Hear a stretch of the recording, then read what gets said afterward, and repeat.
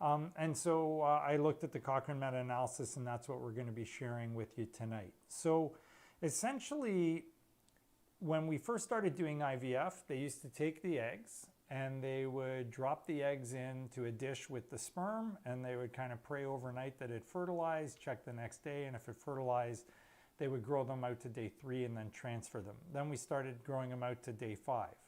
This was very helpful for many people, but mainly designed to help those who had tubal factor, because you were bypassing the fallopian tubes.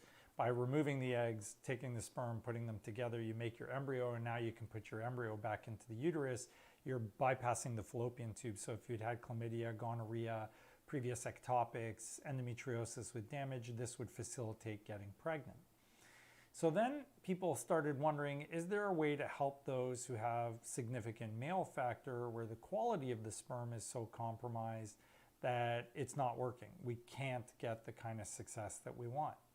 And the reality was that they developed ICSI. So ICSI is when you do intracytoplasmic sperm injection. So you basically take the sperm, you get the tail of the sperm to become inactivated, and then you take the head of the sperm, you're injecting it into the cytoplasm of the egg. That allows the DNA from the sperm to then enter into the nucleus of the egg. And at that point, it can then go ahead and start to fertilize. And this allows men whose sperm did not have the capacity to fuse with the egg and combine with the egg and go on to produce fertilization, to do so by essentially forcing it. So the problem with ICSI is it doesn't always work. We still have some men whose sperm is so compromised that you're either not getting success in fertilization, or you might get success in fertilization, but we're not necessarily able to always choose the most outstanding sperm. And so how can we improve on that? How could we find better sperm? So around the 2000s, someone with the last name Bartoov, B-A-R-T-O-O-V, in 2002 published that there was an alternative approach where you used ultra high magnification of the sperm, and we've got a picture to show you, so we'll pop that up for you, to look very, very closely at the sperm and then select them based on their morphological criteria, which means what do they look like under the microscope. So you can see in the picture, and I think we should have that up for you, that there is 6,000-fold magnification looking at each individual sperm. So you can really get a good look at the head, the neck, and the tail. So each sperm has 3 parts. There's a tail, a neck, and a head piece. And you can get a very detailed look at those 3 pieces of the sperm anatomy and then determine from that, is this genuinely a normal sperm or not? Whereas, as you can see in the ICSI picture that's there, that it's not nearly as detailed. You're a lot further away. So naturally one would think, well, if I'm picking better sperm, should I have a better outcome? And we'd all expect the answer to probably be yes. So the initial studies on this suggested that maybe there was a benefit. And the criteria that they used to decide whether it's a normal sperm or not are 6 subcellular organelles. So they're looking at the acrosome, they're looking at the post-acrosomal lamina, the neck, the mitochondria in the sperm, the tail, and the nucleus. So these are the pieces that they were examining to decide if it had all of these check marks for these various components of the sperm, that made it a better sperm, and therefore maybe that selection criteria was allowing for a better yield in terms of your results with live birth, decreased miscarriage, higher clinical pregnancy rates. So the authors from the Cochrane Library took a look at this. So what they did was they started off, and we've got it on figure 1 here for you, with a whole huge pile of studies that they screened that met at least the criteria of saying IMSI. And then they wanted to expand that to explore other studies that were mentioned and get all of the papers that maybe had something to do with this, and then narrow it down to only the ones that were high quality. So as you can see, they start off with 9 trials that were in their most recently published version. They had 535 records identified through database searching, and then 1 more additional through other sources. By the time they go through it all, they reduce to about 306 because of duplicate studies that have been presented or published. They had to exclude 279 of the 306 after reading the abstract because it didn't meet that randomized controlled criteria they were looking for. They examined an additional 27 that they looked at, and from those 27 they had to exclude 15 more, and then they put in a few more studies, and at the end of all this hodgepodge they ended up with 13 trials that were included in the quantitative synthesis and in the analysis for this study. So again, this is really important to understand when we're looking at the research that we value, because they started with 535 trials and they ended up with 13. So keep in mind that a lot of this stuff that we look at has to do with what my professors used to call crap in and crap out. So if you have poor data going into these analyses, you're not going to get a valid answer, and it's not a justifiable conclusion that you can reach. So they tried to do their best to get really good data as much as possible. Now, when they do these meta-analyses, they do score the quality of the data, and depending on various factors, it can be low quality, moderate, or high. So I'll go through that with you in this. So we're going to look at their first outcome, which is in figure 4. And the first thing that they looked at in figure 4 was the most important outcome, which is live birth. So they wanted to know if there was a higher rate of live birth in the couples that used IMSI compared to couples that did not use IMSI but used ICSI instead. And so as you can see in the graph there, most of the studies, there's 5 of them included there, most of them are very variable in terms of the results. The first one showed no benefit because the confidence interval crosses 1, though it favors the side of IMSI. The next one is a wash, it didn't really show anything. The next one favored ICSI instead of IMSI. The next one kind of more strongly favored IMSI. The next one crosses 1 again. It only favored the IMSI barely, and none of those are statistically significant because all of their confidence intervals cross 1 except for that Mangoli study, which is off to the side. And so when you look down at the total, and it's circled at the bottom there, you can see that that little diamond that's marked is sitting on the 1 line, and when it's on the 1 line, that means that it is not statistically significant. Now it's barely favoring that the IMSI might be better, but it's not statistically significant, and therefore there is no improvement in using IMSI for live birth.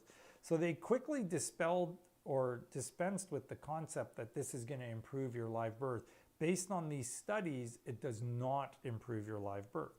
So then the authors turned to figure 5 and they said, well, what about miscarriage per clinical pregnancy? Can we reduce the number of miscarriages by doing this because we're selecting that better sperm? And we certainly know from DNA fragmentation studies that the higher the DNA fragmentation, the higher the chance that you're going to end up with a miscarriage. And it's very staggering. We have another Fact or Fiction on that. So if you go to our YouTube channel and subscribe, you'll see there that we've done one on DNA fragmentation. It's a almost 12-fold, 1,200% increase in risk of miscarriage if you have high DNA frag. So the concept would be maybe if we select these better sperm, hopefully they have less fragmentation as well, and therefore maybe we can reduce the miscarriage rates. So they analyze that too, and if you look at figure 5 again, you'll see that most of these data points are crossing that 1 line, that dark line going up and down, which means they are not statistically significant. In fact, none of those studies showed any statistical significance at all. All of them crossed the 1. And when you got down to the bottom in that total, again, it should be circled there, you can see that that diamond mark at the bottom where they have the total shows there is no statistically significant improvement in miscarriage risk. Now, the diamond is more on the side of IMSI, but keep in mind that when it's not statistically significant, it means there is no difference. So I don't want anyone to get confused about that. This is showing that, again, it's not actually helping you for miscarriage. So you can blow up the sperm to 6,000, fold magnification. It's still not going to make that much of a difference for you. So the final step they took was to say, well, what about clinical pregnancy? So remember, clinical pregnancy is where we see a heartbeat and not necessarily the live birth, but can we just increase the number of patients that are getting pregnant? So again, as you look at the data, now it's a little bit different. The first study shows it's statistically significantly better. This is figure 6 now. The next study shows it crosses 1, so do the next few. The 6th study shows a statistically significant benefit for IMSI. It's off to the right. It does not cross 1.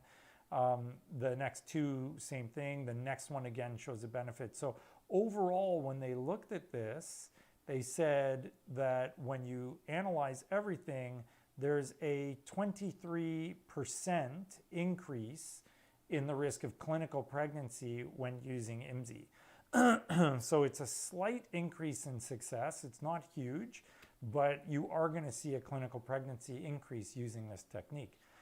Now, how important is this? Well, the truth is it's probably not that important, because we know that the miscarriage risk is no different, and we know that the live birth data is no different, which means even if we are seeing this increase in clinical pregnancy, some of those are going on to miscarry, which at the end of it all is evening out the live births. So while it looks kind of promising, the reality is it's not showing a benefit, because we know that the live births are not increased. So the authors then go through the study and analyze it, and they talk about their data. And what they actually concluded with was it was inconclusive, because they can't see a benefit for live birth, but they felt that the data was so low in quality that they can't make a definitive statement about this yet. What's involved in this process? Well, you have to have a very powerful microscope, and you have to have the ability to select those individual sperm under that magnification and make sure you capture them and then use them. So it is fairly complicated to do. It does add a lot of time, and keep in mind that the timing of when you do your ICSI excuse me, has been shown to have a very significant impact on the outcomes. And so I know in a previous center I've worked at, we've seen that doing ICSI very quickly can result in very high fertilization, but it's not actually shown to be the best in terms of the outcome of embryo quality. Whereas now my embryologist is quite strict about the amount of time it takes to do the egg stripping and how long you should let them sit for. And based on how long the current studies and data show, we're getting really outstanding embryo quality and extraordinarily high success rates. So it is important to make sure that you're not using a lot of time trying to find individual best sperm when it's not really showing a significant benefit. So at the end of the day, they said essentially, we know that there is a potential that this could be helpful, but we're really not seeing it right now in the data that we have. And therefore, at present, there is no evidence to support the use of this. So is it a fact or a fiction that IMSI can help your fertility case? At present, it actually looks like it's a fiction. There is no direct evidence that supports the concept that IMSI by itself, where we are magnifying the sperm and checking to see how good the quality of the shape of the sperm or the organelles within the sperm are, is going to assist you to achieve that, sort of brass ring or gold ring at the end of the day, which is live birth. They are not seeing that, and therefore it is a fiction. It is not going to help you. So thank you so much for joining us for Fertility Factor Fiction. This will be up on YouTube. Make sure you like, comment, share, and we would love to have you subscribe. There are loads of videos there on all the various topics that we talk about, and we post them every week, including the question and answer session that follows. So don't hesitate to jump on there and take a look at any of the other things that you want to see. We're going to open up the show now to the questions, and Tarek is sitting next to me, so you should all be able to hear him, and we should be live on Instagram as well. So yeah, if anyone has any questions, post your questions. We're on Twitter, YouTube, Facebook, and Instagram. We'll take your questions from anywhere, and throw whatever you got at us, and I'll do my best to answer. We are, I believe, the only show on that does live question and answers, so we're really proud of that, and it's been growing quite rapidly. So jump on board and let us know what you want to know. So we'll start with Instagram. Sure. Okay. How much is IUI with injections? That's the first question. So the IUI and the injections need to be kept separate. Traditionally, we only charge $350 for normal IUI and $450 if we're using the Zymo device, which can reduce the sperm DNA fragmentation and also kind of improve the outcomes. The cost of the meds, you're looking at around minimum, probably around $1,000. That would be very inexpensive for someone that needs minimal meds. More commonly, like $1,500, $2,000. If we have run out of funding and you don't want to leave Windsor, or we've run out of funding in Sarnia, which hasn't happened yet, then you would have to pay more. So unfortunately, our Windsor patients are suffering, and I encourage you to write to the fertility program. It's called the Ontario Fertility Program, and tell them that it is unfair that they have not supported us sufficiently, because they literally gave us 1/4 of the amount of money that we need to support our patients here. But our patients have been amazing, and they've been going back and forth to Sarnia. We'll have access to Toronto soon as well. So if you want to do your IUIs there, by all means, you can go there and do your IUI, and then you still maintain that $350 or $450 price. If you don't want to travel, it's anywhere from about $700 all the way up to about almost $1,200 if we've run out of funding.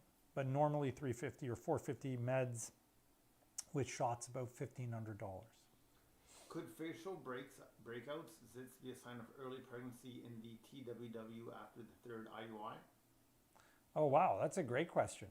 So the question is acne or a breakout a sign of pregnancy early on when you're doing IUI? And the answer is, I'm not aware of any data, and it would probably be quite early for your hormones to change. But it's certainly possible, and it would also depend on what other hormones you're on. So if you're taking a lot of progesterone, you're taking it orally, it could have an androgenic effect where it could be causing acne. If you're using it vaginally, less so. So it's hard to answer that question, but that's a fantastic question. I'm not aware of any studies that have demonstrated that, but I guess it's possible. That's another one to look up for next time. Is acne a sign of early pregnancy? Not that I'm aware of, and we certainly don't hang our hat on anything like that. No question. Just want to say how awesome you are. Thanks for having this show. Thank you. You know what? We love doing this show. I very much appreciate the comments.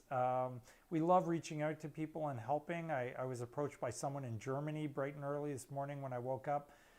Just reached out to her. She wanted help, and I'm more than happy to help. So this show really has given us some international standing where we can reach out to people and provide them with assistance. And if I can help make someone's journey better, that's what we're here for. So yeah, it's been an awesome opportunity, and thank you so much for letting us be part of your journey. We just had a failed round with IMSI. Had 5 mature eggs, 3 fertilized, but the day 4 or 5, all the embryos had stopped developing. Didn't really get past 7 cells. For my next round, is it reasonable to ask? Yeah, I mean, I don't think IMSI is the way to go. Certainly based on this study, it's not going to help you in any way. If anything, I would argue it may be harmful, because I really think the time they have to spend is probably not prudent. I spoke to my embryologist about it today, and she chuckled. She, I think, referred to it as dinosaur technology. So she said they tried it decades ago, and it didn't really show very much promise. I think realistically, if your embryos are resting on day 2 or 3, which it sounds like yours were, or 3 or 4, and they're not moving beyond that 7 cell stage, you really need to take a careful look at egg quality, sperm quality. You need to make sure that you have a good lab. She said we have 0 morphology, but good DNA fragmentation. So 0 morphology would be a concern, but yeah, again, you need to know, and that doesn't make sense. I'd repeat that DNA frag. It would be unusual for you to have 0 morphology and have normal DNA fragmentation. So make sure you have that looked at very thoroughly. Make sure your partner is being as healthy as possible. No smoking, no drinking, no drug use. Stay away from things that are, dietary-wise negative, so high sugar, high cholesterol. Make sure they exercise. Make sure they keep the testicles cold. So we get our guys to sit on frozen peas. There's a device you can get that cools the testicles. So ejaculate every 2 days. There's loads of things you can do, bucket loads of vitamins, antioxidants. But the key with all of this is to try and improve the sperm quality. And in order to do that, you can take all of those techniques we just talked about and then reanalyze the sperm. You do need some normal sperm, or it's going to be tough to get success. Can NAC and myo-inositol help all types of PCOS? How can I find out which type of PCOS I have?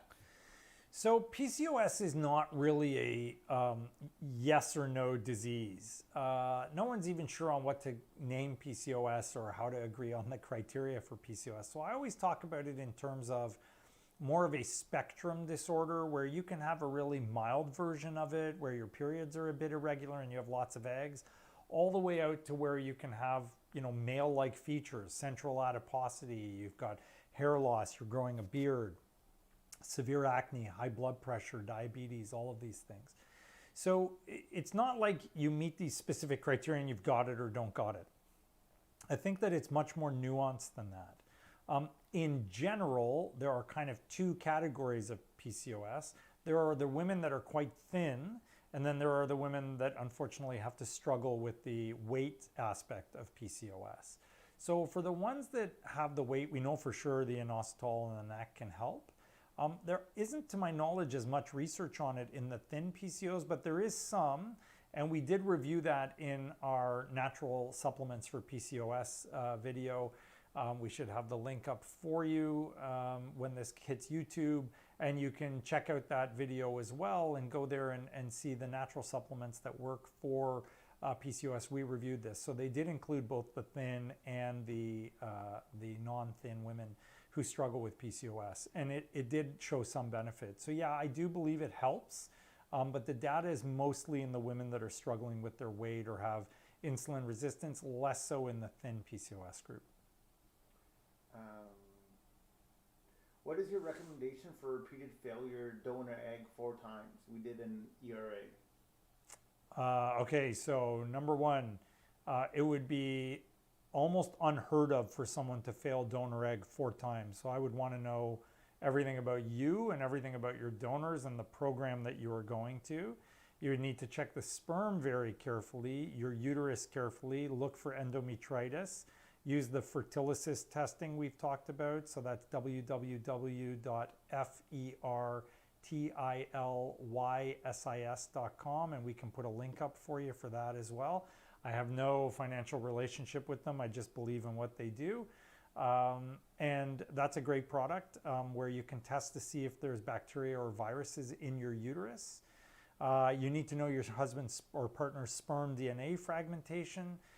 To make sure the sperm is okay, make sure nobody's smoking, drinking, using drugs, make sure the inside of your uterus is okay, saline infusion sonohystogram, no fluid in there, no signs of infection, isthmocele, which is the C-section scar defect, polyps, fibroids. Check your immune system, check for thrombophilia. I mean, there's a lot of stuff that goes into that. I can tell you honestly that it is extraordinarily rare for us to need to use even more than 1 donor, let alone 4. Extraordinarily rare. So our donor program is exceptional, and we've always done very, very well. Even better now that I'm off on my own compared to where we were before. So we are doing an amazing job. We get loads of patients that have failed in other centers and have success with us. Just recently we had a client who failed previously and just got pregnant with us doing donor eggs. So there are many ways to do this, and it's really being very careful and cautious and meticulous. I do not believe that people should just endlessly be thrown into more IVF. In fact, I believe in the exact opposite of that. I think that people should be very carefully and thoroughly evaluated, investigated, treat every single thing you can, because my goal is you get pregnant on the first try every single time. I actually detest return business unless you're coming back for another baby. For me, if I don't get you pregnant on the first time, I failed. So I want to make sure I can do everything I can to maximize that for you. The other one that we've had quite a bit of experience with is seeing patients who did IVF and used the donor and had PGTA testing, where they did the genetic testing of the embryos, and then they have failures. And we definitely do not encourage that at all for patients that are using young egg donors. So if your egg donor is under the age of 32, 33, there's absolutely no reason why you would do PGTA. It doesn't actually make any sense and is likely detrimental. And as far as the ERA test is concerned, do not do an ERA test. Do not follow the ERA test. The ERA test has been proven in every single study that has looked at it, including their own, to be useless. So do not do an ERA test. It's completely pointless. It's of no value whatsoever, and we've abandoned it for everyone except the patients that actually have a lining that is so thin that you can't tell if it's normal or not. And even then, I'm not using it for the timing of the transfer because I don't trust what they said about that at all. I'm using it just to see if it's even receptive or not. But don't use ERA for your timing. It actually does not work. Their own study demonstrated that. Every other study has demonstrated that. There are 2 more studies being published right now that also show that there is no benefit to doing that. So abandon anything you learn from your ERA. It's useless. Why do you suggest inositol and melatonin? So the inositol, we've got the Fertility Factor fiction we did on the natural supplements for PCOS video. So again, we'll put that link up again. It was earlier in the video here, and you guys will be able to see that. And that video goes over the fact that inositol has multiple studies, in fact, meta-analyses that demonstrate a benefit. So for women with PCO, if they're taking inositol, there is a clinically demonstrated benefit. For the other product, melatonin, we also have a video. And that was a great factor fiction because that's actually just a single drug that actually has been studied very well and actually showed quite a significant difference in success. So that was last year sometime. Tarek and I were debating how long we've been doing this. I think it's been close to 2 years. He thinks it's less, but yeah, it's our great bond. So, you know, it was last year sometime, and we have a melatonin video. If you scroll through the YouTube, you'll find it there. There are a couple thousand views of that video, and for sure melatonin is beneficial for all fertility cases, not just PCO women. So we actually use it as part of pretty much all of our fertility cases and patients now. It does benefit and it has no downside. Plus it helps you sleep better, and the more you sleep better, the less stressed you are. The less stressed you are, the better your hormonal levels are. So there's a lot to it. It's not just simply like pop a pill and it's helping you. There's a whole load of physiological changes and differences. Yeah, we also had 3 miscarriages. One was tested and one was a neural karyotype. I think that's probably from the other one. Yeah. So if you've had miscarriages with genetically normal embryos, you really need your immune system, your thrombophilia, the DNA fragmentation, social habits, smoking, drinking, drug use for the woman and for the man checked. And get the Fertility testing. Make sure you know that there's no endometritis inflammation inside your uterus. That's really, really critical. Also get your tubes checked to make sure they're not swollen or filled with fluid. That too can cause a problem. I'm 32, I have PCOS, and use letrozole to ovulate. I have had 4 chemical pregnancies this year while using letrozole. Should I consider talking to my doctor about progesterone? Why do you recommend? So you should actually be seeing a reproductive endocrinologist because if you've had 3 chemical pregnancies or miscarriages, then you need an evaluation to see why that's happening. So recurrent pregnancy loss is a whole division of what we do, and it's a critical division of what we do because we're not just here to get people pregnant, we're here to get people pregnant and keep them pregnant. So that's a large part of what we focus on. I do a lot of that work. I take care of many patients that have RPL or recurrent pregnancy loss, and my heart goes out to all of you, so I'm sorry for what you're going through. It's kind of almost an extra level of tragedy because you're getting there and you're not getting there. And so it's really, really very frustrating, emotionally draining and challenging for those patients. And that's not to dismiss those who aren't even getting pregnant. That's devastating as well. But just to say that it's also devastating when you get pregnant and then keep losing the pregnancy. So for sure, you should be seeing a reproductive endocrinologist for that. There are many different things that we do: aspirin, heparin, immune protocols, steroids, intralipids, subcutaneous IG therapy, IVIG therapy, treating you with antibiotics, screening you with a lot of different tests. And then my incredible colleagues, Fred Zaneku and Chloe Romain, subspecialize actually in reproductive immunology, so that if I suspect that the patient has an immune problem, I'll frequently consult with them. I'm a big believer in collaboration. I think we only get better by reaching out to more people, and having more minds involved can definitely make things better. I'm not an ego guy where I think I know everything and I know it better than everyone else. I'm actually quite the opposite. I like to collaborate and see what my colleagues are doing and how we can use them, whether they're from the urological perspective or from the fertility perspective or immunology, wherever, internal medicine, to try and make your journey work for you. So we do everything we can, naturopath, homeopath, whatever it takes. And reproductive immunology is often a part of that. So if you need that kind of help, let me know. I'll put you in touch with Fred and Chloe. They can help you guys a lot. They now run Tripod Medical out of Toronto, and are my partners in a new venture that we're going into with another fertility company. So yeah, by all means, reach out and we will happily connect you guys so that you can get the help you need. Ask the Instagrammers to resend their questions. Oh, we need the folks from Instagram to resend your questions. I guess some of them disappeared, or did you have to re-spool or something? Oh no, we had to re-spool Instagram. But the last comment that I read, yeah, was great sound today, Tariq. Oh, Tariq is now sitting right next to me, but he's off camera. So yeah, sorry guys, if you were on Instagram, we had to re-spool you because something froze. MNSI, our internet provider, has been quite dodgy today, so we're lucky we're up at all. Yeah. Okay. What may be the cause of thick uterine lining with heterogeneous myometrium and endometrium, RPL? Oh, excessive estrogen. If you're heavier, it can contribute to that. If you're taking in estrogen for any reason, it can contribute to that. Polyps, fibroids, adenomyosis, not usually endometriosis, but inflammation in the uterus, infection in the uterus. There's a lot of different things that could contribute to that. I would look at any of those. Lifestyle, diet, vitamin intake. Yeah, there's a lot of different things. Can NAC and myoin also help? Oh, we read that question, right? Yeah. Yeah. Okay.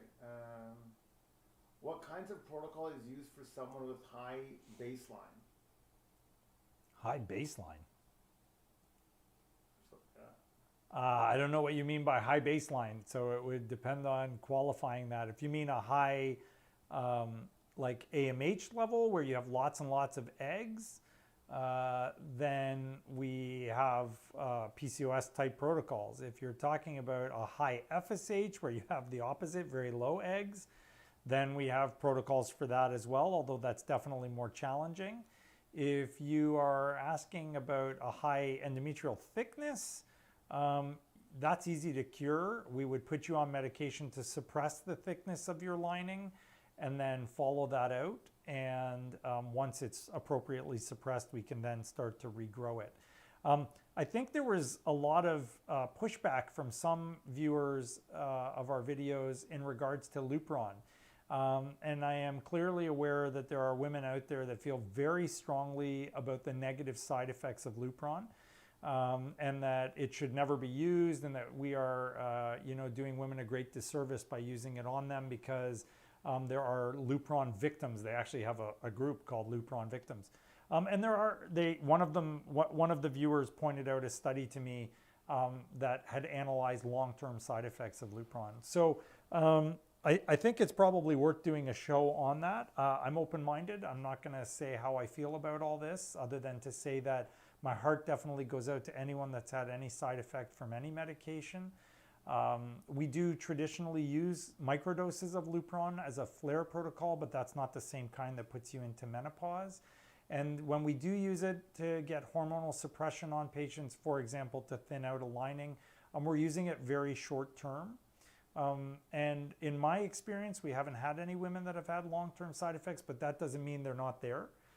So if you feel really strongly about it, we'd love to know. I want to know what your experiences are, and we'll take that into consideration and I'm wide open to changing our practices if there's enough data out there. I did kind of look into it a little bit. There have been lawsuits in regards to the side effects of Lupron. None of them have been successful, which obviously means, at least in court, they were not able to prove that it was detrimental. And I, as of yet, I'm not aware of any long-term studies that have shown in randomized controlled trial fashion that there are detrimental side effects. But again, I'm not saying there aren't, there very well may be. So there are techniques to thin out your lining. Lupron would be one of them, but for those that don't believe in it, we've got other things we can use too. Birth control pill could do that. You can thin out the lining just keeping someone on progesterone for a long time. So you don't need to use Lupron. There are other ways to do it. All right, we'll go to Instagram. Back to the gram. Is it safe to have sex in the TWW? It is very safe to have sex. So we even have a fertility factor fiction on that. You're going to have to dig that one up.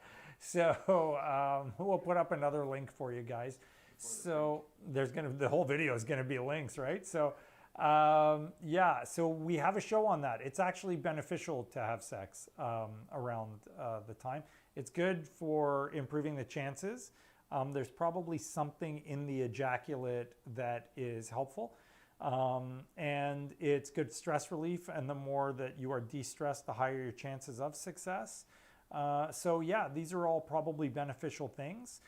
You know, infertility comes with a lot of sexual dysfunction. We're actually generating a whole video on how to improve your sex life. And if you like that idea, throw up some likes so that we know that that's a hot topic for you. Pardon the pun. And yeah, we're going to be bringing out that video very soon, talking about what actual things have evidence for helping you to improve your sex life. But if you feel like you're in the mood, please go ahead, because it's definitely not detrimental and it's likely beneficial. Now, I do tell all of my patients not to swing from the chandelier once they're pregnant. And what I mean by that is you probably don't want to be having super aggressive sex. But, you know, if you want to make love, go for it. Just don't go crazy. I'd probably take the 50 Shades of Grey case and tuck it under the bed for now and leave that till after the TWW. But yeah, I mean, you know, anything gentle, anything passionate is fine. Just, you know, it has to be fairly gentle. You don't want to do anything too exciting, or else you could potentially rock the boat. And that can trigger bleeding, which, even if it isn't from the implantation of the pregnancy, will throw you into a panic and then really kind of upset you and potentially turn you off of sex, which isn't healthy either. So gentle, but yeah, go for it. And tell us if you like the idea about a sex video. Oh, they like the idea. Did they like the idea of the sex video? Yes. Good. Hi, Dr. Victory. Does inducing your period with a Provera impact the probability of success for an IUI cycle? Planning on using gonal plus injection. I have mild PCOS. So it doesn't help or not help. You kind of need to wash out your lining if you're PCOS, because you want to start with a thin lining that gets to redevelop fresh. In particular, if you're PCO and you're irregular, you don't want the lining that's been there for a long time, because that's probably becoming hyperplastic or abnormal. And so you want a fresh lining. So we use the Provera to kind of wash out the lining, restart the growth. Gonal F is great, but be careful if you have PCOS with taking gonal, because you can have quite a strong response, and you can then end up with too many eggs, which either leads to cancellation or you turning into octomom. So we don't want that, and that would be definitely risky. What would be considered low egg to follicle count? 5 retrieved out of 9/10 follicles. Is there anything that can be looked at or improved? So it depends on what you mean by follicles. If you mean you had 10 mature sized follicles, meaning they were around 18 millimeters, plus or minus 1 or 2 millimeters or so, and they only got 5 of the 10, then something is odd there. So there are ways to double or even triple trigger you, which is using a GnRH agonist trigger in addition to HCG, or a double HCG trigger, or even the GnRH agonist with a double HCG trigger. We flush, so we'll use a double lumen needle, which is like a needle with two barrels inside the one needle. One is for sucking and the other one is actually for flushing. So we'll flush media back into the follicle for our patients that aren't retrieving as many as they should, and we'll rinse out the follicle to try and wash out the egg. And sometimes it's not till you've done it like 4 or 6 times where the egg finally releases and comes out. So it is important that you work with the center that's going to try and do that. Having said that, sometimes patients say, well, how many follicles do I have? And then your ultrasonographer, wanting to be friendly, says 10, but what they're not telling you is that 5 of them were immature, and they were so immature we don't even go for them at the time of the retrieval. So that's kind of critical for you to understand as well. You know, I had a patient just the other day, on Saturday actually, we did an egg retrieval on one of my all-time favorite patients. She's lovely, and had a baby with us previously from IVF. And she's actually, we left her eggs behind for the small ones because she's doing our duo-stim protocol where we'll wait 5 days, we'll re-stim her and go back to get those little follicles, which will now grow, and then we can redo the IVF for her very quickly and get more follicles. So it really depends on whether you're talking mature or immature. If they're immature, they're not worth going after, and they're not going to release an egg. If they're mature follicles and they missed getting them, either the retrieval technique is bad, the release mechanism didn't function properly, so you need a stronger trigger to release your eggs. You may need to wait a little longer, so maybe they're retrieving you at 34, 35 hours, you need 36, 37. Or they need to flush them out of there because you've got kind of stickier eggs. Excuse me. I'm going to need a new larynx pretty soon. I ordered one off Amazon for you. Okay, serious question. I think I'm experiencing prenatal depression. How has this gone about being diagnosed? So if you mean postpartum or perinatal depression, so first of all, my heart goes out to you. It's a very important part of our practice, and something that we all have to pay very close attention to. It can be very serious, and so we are all here to support you, the whole community. So our heart goes out to you. Thank you for being brave enough to share that, and a huge, heartfelt thumbs up for being that brave. That's really courageous and hopefully helps others too. Reality with that is, if you feel it, you need to come and see us or your family doc. But it's standard kind of depression scale questions. So, are you finding enjoyment in things? Are you sleeping okay?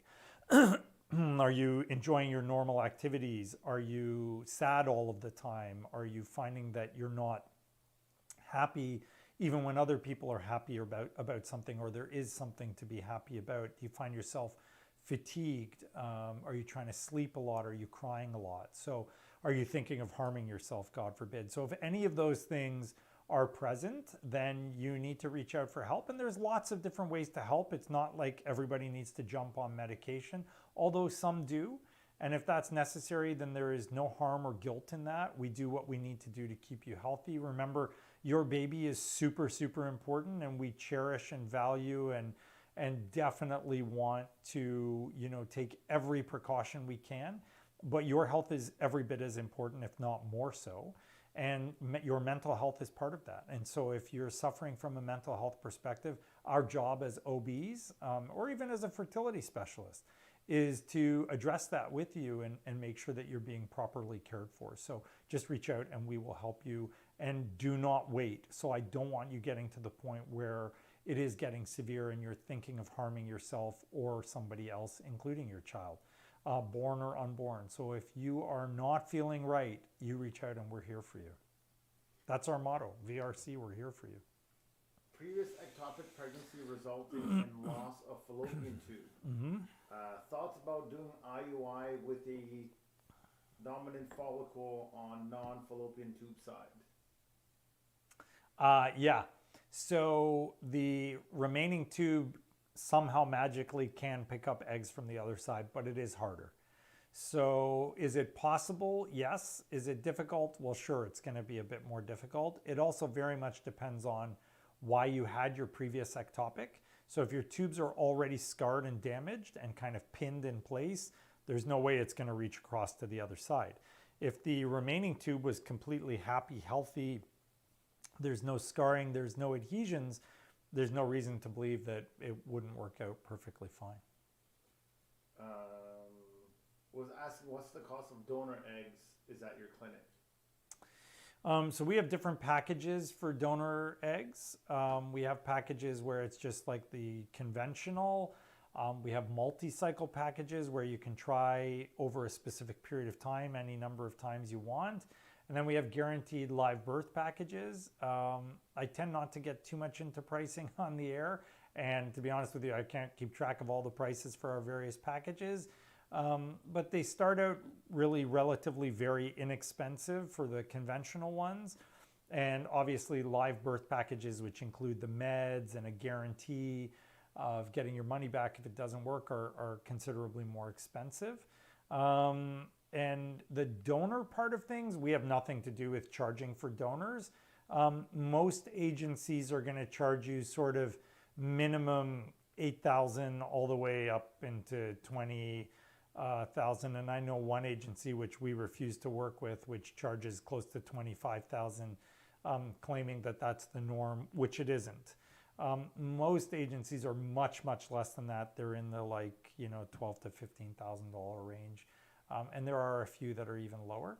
And certainly if you're bringing us a donor, you can't pay the donor, but you are allowed to pay for valid expenses, food, clothing, medical expenses and so on.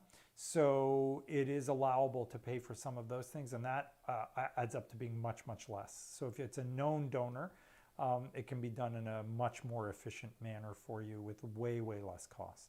And our IVF costs are only a little bit more if you're just paying for a basic cycle, because we just have to cover the cost of screening the donor, the legal things that we have to do, all the extra monitoring, because now we have a donor and a recipient. So it's doable. It's not that expensive. And, if you've got a donor, that's great. If you don't have a donor, it's still very manageable for most couples. Dr. Victory, just recently had an IUI converted after only one follicle developed in IVF cycle. But it was a mid-luteal stem, and so my lining is quite thin. Any advice to improve lining and my chances of this IUI working? A mid-luteal stem won't work for IUI because you've produced progesterone, so your lining is completely out of sync with your embryo. So I'm really sorry, but that won't work. You need to be doing a follicular stem to convert it to an IUI. If it's mid-luteal, you've already released your egg, and then therefore your lining is being exposed to progesterone. It's like having birth control. That won't work at all. So I'm really sorry. I'm quite sure that's not us that did that. And if it is, we would definitely make that up to you, but I wouldn't do that. So wherever you did that with, you need your money back, because there's absolutely no way that that would work. Sorry. Is there a science behind the night before or morning of the transfer with regards to taking certain supplements, taking your progesterone in oil, PM or AM? Also, is taking there a certain time that I should stop taking NAC, or do I take it right through even after the transfer into the first trimester? So NACs are really great. I can answer the first part easily. NACs are really great antioxidants, so just stay on NAC. It's harmless. There were people asking about kidney effects from it, for taking it for more than 6 months. There's no kidney side effects from taking NAC, so go ahead.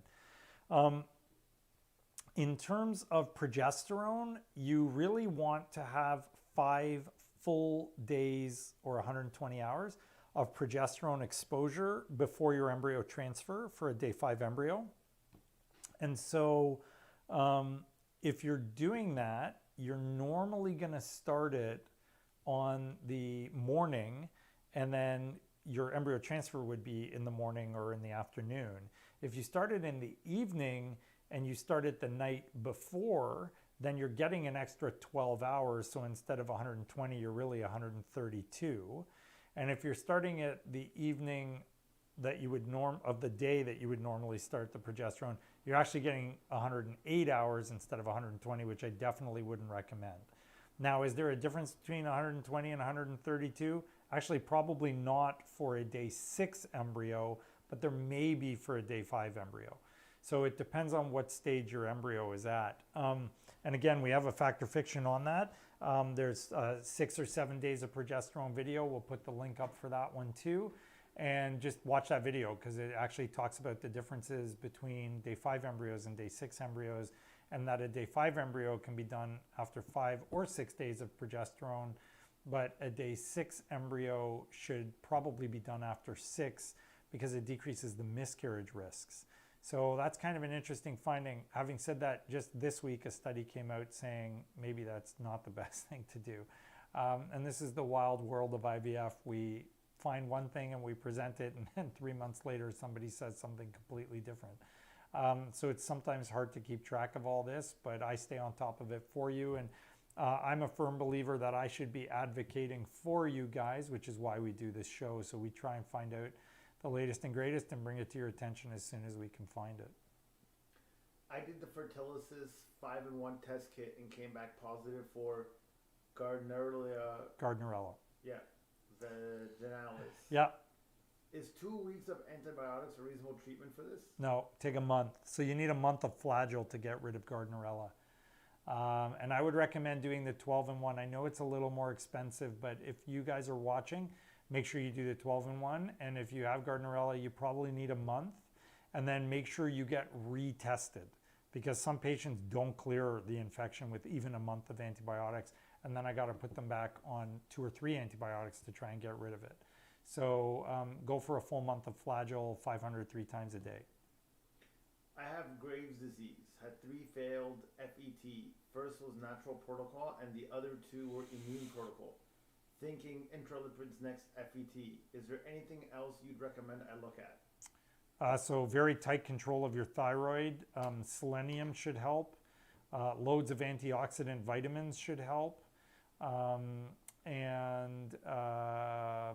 Yeah, I mean, see a naturopath. They often have ways of helping get the antibodies down. Possibly acupuncture may be beneficial for you as well. Steroids, like I said, can often help. Intralipids, all of these things can be beneficial. So an immune protocol is important. Tight control of your thyroid is actually probably the most important part of it. Selenium seems to help. Calcium supposedly, although I haven't seen a huge amount of difference with that. Hi, Dr. V. I know smoking marijuana is a big no for fertility, but what are your thoughts on CBD oil and hemp topical creams for pain, inflammation? Nope. Stay away from all of that stuff. None of that is good for you when you're trying infertility stuff. So the topical probably has minimal absorption, but we know that marijuana, CBD, THC are detrimental for fertility, so stay away from all of it. If you've got pain, it's literally safer for you to take codeine or Percocet than it is for you to take marijuana. So stay away from from THC or CBD. None of those are safe for you when you're trying to get pregnant. Hi, Dr. Victory. Does inducing your period with Provera impact the probability of success for an IUI cycle? I think they asked us that. Oh, yeah? Yeah, we did that one, yeah. Happiness. Okay. How long does the Overdose trigger shot remain in the system? Is there a way to know if you had a chemical pregnancy or if you tested positive because of a shot remaining in your system? It should wash out of your system by 5 days. So traditionally, based on the half-life of HCG, it should wash out of your system by 5 days. Certainly by 6, it should be out of you. So if you do a blood test at the very, very earliest 6 days after your 8 days after your ovulation, you may, and I emphasize may, be able to detect whether or not you're pregnant. And that would be free and clear of HCG effect. Previous ectopic pregnancy resulting in loss of fallopian tube. Thoughts about doing an IUI with a dominant follicle? That was it. We did that one too. We got some repeats. We got repeats. They're eager. Went for my 6 weeks ultrasound and a sac was shown in my uterus and measured 4 weeks, 3 days. I used letrozole and timed intercourse with my nurse said I could have implanted late. Is this normal? No. So if you're only showing a sac, so first of all, I don't know how you'd measure a sac that's 4 weeks because the ultrasounds are calibrated and they don't measure a 4-week sac. So that's a little odd. I'd be questioning how they got that measurement. But anyways, if it did actually show a 4-week measurement, you couldn't have implanted that late with letrozole, especially if you triggered. Is it possible? Yes. So don't go doing anything until you're 100% sure. Do serial beta HCGs every 48 hours should be a minimum of a 60% rise. If it's rising, follow it. Make sure you don't have pain on either side. We want to make sure it's not an ectopic. Comment for the one listener on YouTube, I think. There is also a Windsor Community Crisis Line 24/7 if you're struggling with your mental health. Oh, that's awesome. So thank you so much for sharing that. For those of you, if you are struggling with your mental health, there is a Windsor Community Crisis Line. Maybe if somebody watching can post the number. Did they put it up? Yeah. 519 973 4435. So reach out, guys, if you need help, or call us or call your family doc. Don't hesitate. Hi, Dr. V. Can you please talk about best course of action for someone who has endometriosis? Well, it depends on how severe your endometriosis is. There are various approaches. So there is a medical approach, there's a therapeutic approach, and there's a surgical approach. So the medical approach would be putting you on medication that suppresses your endometriosis, which again does not have to be Lupron. For those of you that aren't comfortable with Lupron, there's Vizan. And so you could try medications to quiet the endometriosis and then try and get pregnant either naturally or with help. But it's basically suppressive meds. So birth control pill, Vizan, GnRH agonists for those of you that believe in it. And there's oral GnRH agonists. There's also GnRH antagonists, which can be taken orally, which have not shown any of the side effects of Lupron long term. So there are a variety of agents that can be used to kind of improve your endo and then allow you to try and get pregnant. If you're going with a therapeutic approach, it would be either insemination with pills, insemination with injectables, or going straight to IVF, which has always been the best approach. And then if you're doing IVF with endo, don't try a fresh embryo transfer, it won't work. It should always be frozen, and you need suppressive therapy in between the creation of the embryo and the embryo transfer, because there are studies, and we've reviewed that on Fact or Fiction before as well, where it shows that you can improve the success rates by suppressing the endometriosis first. And you can do that both before the IVF, as I mentioned earlier, and between the IVF and the embryo transfer if you want that sort of ultimate success rate. I'll be doing a medicated transfer with... Same person? Or a different question? Different question. Oh, hang on one sec. Oh, so, no, it's okay. So the other thing you can try is surgery, although these days with COVID, it's very, very difficult. But if you're in an area that can offer you surgery, laparoscopy can often treat the endometriosis. There is a 1% difference between excision and ablation. I know people believe that it has to be excised. It doesn't. That's just simply not true. The evidence clearly demonstrates that there is no difference between excision and ablation. And so you can either burn it, zap it, remove it, it doesn't matter.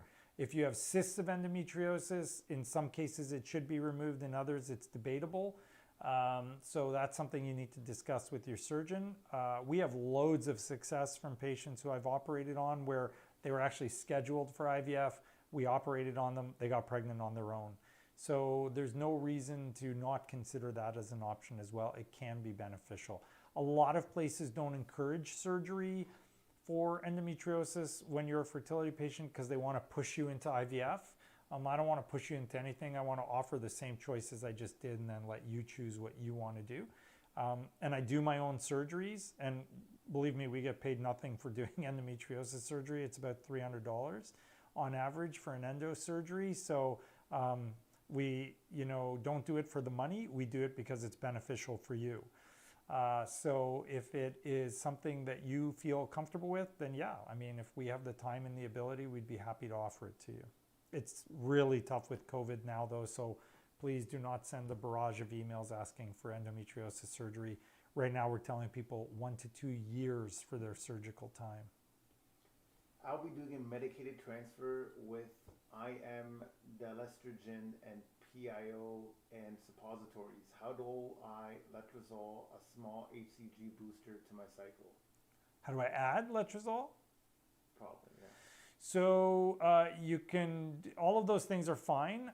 Just start the letrozole day 3 to 7. And then the HCG boost you should be doing as a wash.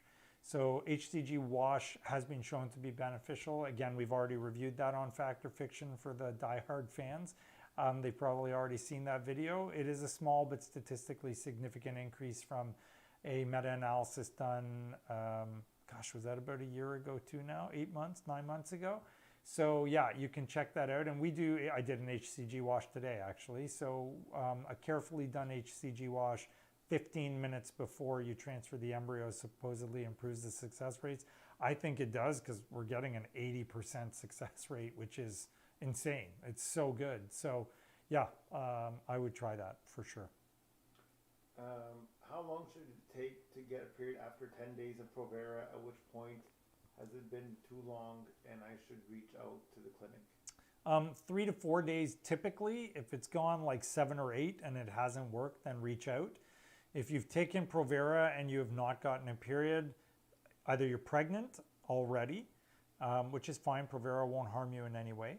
You did not have enough estrogen on board ahead of time, either because your ovaries are weak or something is hormonally abnormal, or you are blocked, meaning your cervix is so tight you can't bleed. So we can figure out which one of those it is and treat it. When you refer to a lazy ovary, is there something I can do from my end to improve? So I hopefully never referred to anyone's ovary as lazy, but ovaries can be kind of weaker or stronger, or what we call diminished ovarian reserve, and now they want to refer to it as ovarian insufficiency. So bottom line is it is the same thing. It means that the ovary is not capable of producing as many eggs as we would like it to. There are some things you can do, but generally speaking, there's not a lot you can do that will change it. So vitamins, healthy living, the Mediterranean diet, make sure your weight's appropriate. You don't want to be too thin. You don't want to be too heavy. You want to stay away from everything bad, no smoking, no drinking, no drug use. As I mentioned, take loads of antioxidant vitamins, acupuncture, meditation, prayer, all of these things that will help you stay calm. Can facilitate kind of an improved response. I'll probably do a paper on PRP coming up soon because last year we did one looking at PRP and it was useless in the ovary but maybe beneficial in the uterus. But a study came out just recently that actually suggests that PRP can improve your success rates in your ovary. Now, it was mainly for women with really kind of extremely weak ovaries where they weren't producing any eggs, and only 8% of them are getting pregnant, but that's 8% above 0%, so it's still a significant improvement. So PRP may be helpful. I at least trust one of the authors on that study, although it's not a randomized controlled trial, and I'm going to email him hopefully this week to see if he's actually doing it or not, because what they publish and what they do aren't always necessarily the same thing. We're good? We're done? All right, guys. Well, thank you for all your questions. That's awesome. Thank you for watching again. We love the questions and the support. Thank you for all the support you've shown us. And I really want to thank all of our amazingly brave patients who jump up here and in front of everyone ask their questions and spill the beans, so to speak, about their history. Incredibly brave of you and a great encouragement to all the others that are struggling. So you are the IVF and fertility and endo and PCOS warriors and the fibroid warriors out there as well. And we love you for it. So thanks for helping others.